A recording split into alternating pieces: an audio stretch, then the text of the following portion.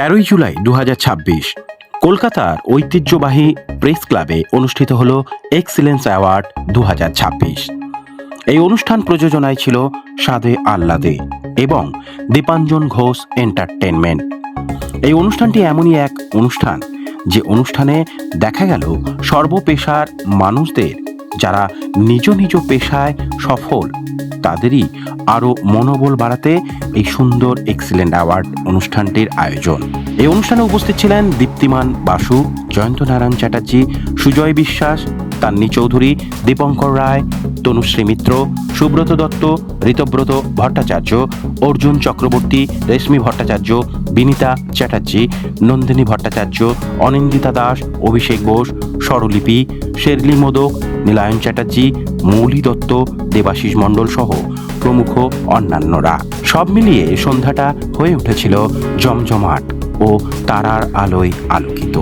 জানে তারা খুব ভালো পারফর্ম করে, তারা অ্যাক্টার্স, ভেরি গুড অ্যাক্টার্স, কিন্তু তারা যে কোনো কারণে লবি বলুন বা হোয়াট এভার ইট ইজ সেটার জন্য অনেকে সেই চান্সটা পায় না, আগে আসতে পারে না, অ্যাওয়ার্ড পায় না। অনেক জায়গা থেকে নমিনেশন থাকা সত্ত্বেও কিন্তু তারা অ্যাকচুয়ালি কোনো কাজেই তাদের হয় না, মানে কোনো অ্যাওয়ার্ডই পায় না তারা।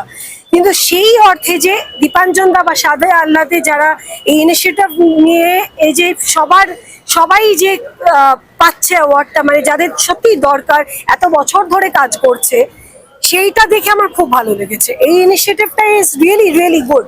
মানে আমার মনে হয় এটাকে ক্যারি ফরওয়ার্ড করা উচিত।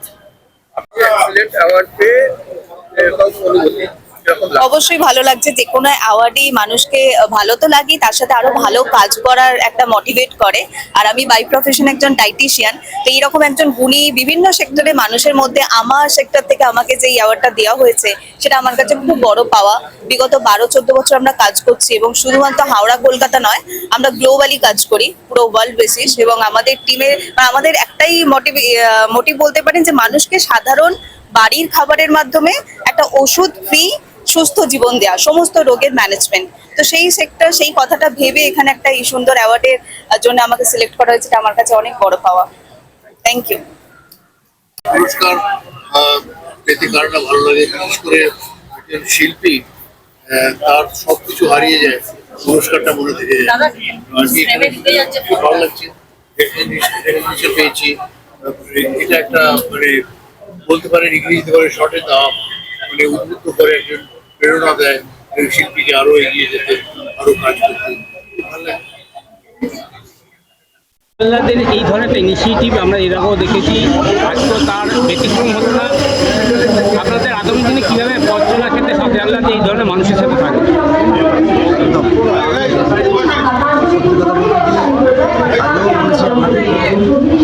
আপনারা কোঅপারেশন করছেন আমাদের সঙ্গে সবাই। সাদে আহ্লাদে যেরকম আমাদের টোটাল একদম মিডিয়াতে আমরা চলে এসেছি,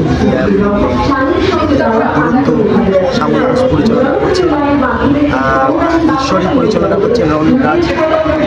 আমরা খুবই আশাবাদী এই দুটো ছবি খুবই হিট করবে এবং মানুষের কাছে আমাদের তার যে চিত্র তুলে ধরতে পারবো।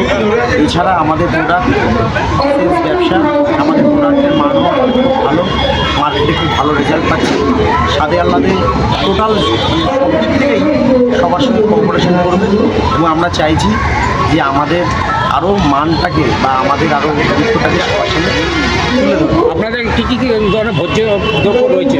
আমাদের ভোজ্য দ্রব্যের মধ্যে চাল আছে, তেল আছে, ঘি আছে, মধু আছে, এছাড়া আনারদানা বলে একটা মানে জিনিস আছে, সেটাও আগামী দিনে লঞ্চিং হচ্ছে। এটা কি অল ওভার ওয়েস্ট বেঙ্গলে পাওয়া যাচ্ছে? অল ওভার ওয়েস্ট বেঙ্গল, এবং আগামী দিনে আমরা চেষ্টা করছি অল ওভার ইন্ডিয়াতে। কবে পথ চলা শুরু হয়েছিল সাথে আহ্লাদে? একদমই, এবং তাতে মনে হয় আরো যেন দায়িত্বটা বেড়ে গেল, যে এই কাজটা যাতে আরো ভালো করে করি, আরো নিষ্ঠা করে করতে পারি, যাতে মানে পুরো মনটা যাতে ঠিকঠাক মন দিয়ে কাজটা করে যেতে পারি, এটাই প্রার্থনা ভগবানের কাছে।